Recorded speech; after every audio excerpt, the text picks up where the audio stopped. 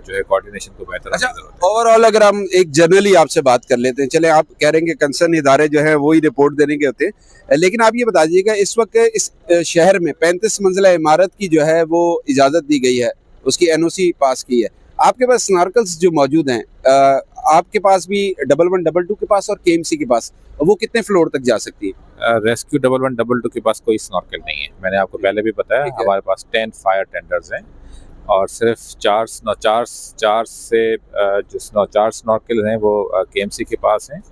और जो है जहाँ तक आप बिल्डिंग की बात कर रहे हैं कि multiple buildings, multi storey buildings की जो है वो परमिशन दी गई है, तो ये तो ज़ाहिर बात है वो डिपार्टमेंट बता सकता है। और इस वक्त जो मैक्सिमम, अगर मैं गलत नहीं हूँ, तो 104 मीटर की इस वक्त है जो स्नॉर्कल्स हैं यहाँ पर काम कर रही हैं जी। वो कितने फ्लोर तक जा सकती है सर? ये देखें, इस वक्त जो बिल्डिंग से तकरीबन 14 फ्लोर तक तो इजीली वो जा सकती हैं जी। सर 35 मंजिला इमारत में अगर खुदा ना खास्ता आग लगती है तो 14 फ्लोर तक हमारे पास स्नॉर्कल्स हैं, तो ये अफसोसनाक है, इंतहाई अफसोसनाक है। तो आप क्या समझते हैं इन फ्यूचर आपको इस तरह की रिपोर्ट मुरतब करेंगे जो सिंध गवर्नमेंट को देंगे और होश के नाखून लाएंगे ताकि यहाँ पर जो इक्विपमेंट है उसे बेहतर तरीके से दिया जाए रेस्क्यू की टीमों को, या इसी तरह रेस्क्यू की टीमें जो है अपने एहलकार शहीद करवाते रहेंगे?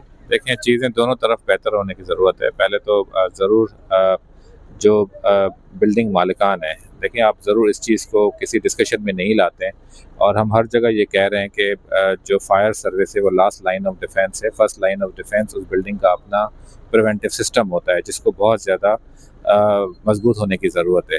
आज भी हम इस बिल्डिंग के सामने खड़े हुए हैं, इससे पहले भी छोटे मोटे वाक़यात हुए हैं और हमने हमेशा यही देखा है, और उसके बाद रिपोर्ट में आता है इस बिल्डिंग का अपना सिस्टम नहीं था, तो वो सिस्टम होना भी तो बहुत ज़रूरी है। अच्छा सर, एक आखिरी सवाल ये बताइएगा, सिंध गवर्नमेंट की जानिब से जो है वो 1112 का जो बजट है वो सालाना बजट कितना है, और आप क्या समझते हैं वो बजट काफ़ी है आपके इस इदारे के लिए? देखें, इस वक्त रेस्क्यू 1112 2022 में इस्टेब्लिश हुई है और 4 साल हो गए हैं, और इस वक्त जो हमें बजट दिया जा रहा है वो इस यानी कि सर्विस के लिए जितने लोग हैं हमारे पास उसके लिए तो वो काफ़ी है, और हमें जो स्ट्रेंथन किया गया है।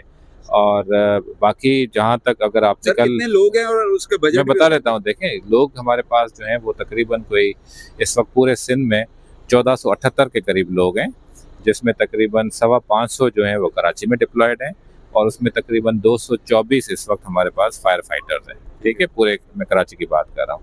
और जहाँ तक बाकी, कल से आप बहुत सारी चीज़ें देख रहे हैं, और गवर्नमेंट इस पे जो है बहुत जल्दी कोई ना कोई डिसीजन आ जाएगा जिसमें जो एक्चुअली वन विंडो का कॉन्सेप्ट है उसको इंश्योर किया जाए। सर वो तो ठीक है, लेकिन बजट की मैं बात कर रहा था, वो बजट आप जरा बता दें कितना बजट है? फाइनेंशियल बजट्स जो हैं वो आपको नंबर्स फाइनेंस डिपार्टमेंट से लेने चाहिए, और वो आपको ज़्यादा क्लियर बताते हैं। मुझे आइडिया अगर होता तो मैं बिल्कुल आपको एग्जैक्ट बता देता, लेकिन वो जितना आप समझ रहे हैं कि शायद कोई अरबों में बजट है, तो इतना बड़ा बजट नहीं है। लेकिन इस वक्त जितना बजट दिया गया हमारे ऑपरेशनल, जितनी हमारी फ्लीट है उसके लिहाज से वो बेहतर है जी। बहुत शुक्रिया जी। इस वक्त 1112 कराची में है, इसी तरीके से केएमसी की फायर डिपार्टमेंट है, फायर ब्रिगेड डिपार्टमेंट।